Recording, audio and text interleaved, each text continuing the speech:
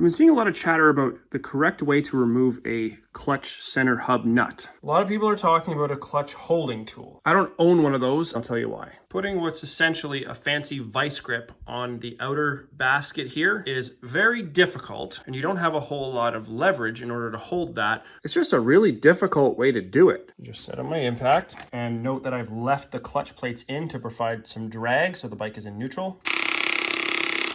Now for these stock lock nuts, it is a little bit more sensitive. You can see there's a space right there for a typical folding lock washer. That makes it much less critical. Most fasteners like this one or this one or this one or this one rely on torque or tension in order to stay tight. Now the torque on this, once you have a locking tab washer, the reason why this has a locking nut like that or a locking tab washer is because the torque that is required on this nut is insufficient to hold it in place. There are two important things that you have to keep in mind. Number one, that the clutch assembly is held together. That doesn't take a whole lot of torque.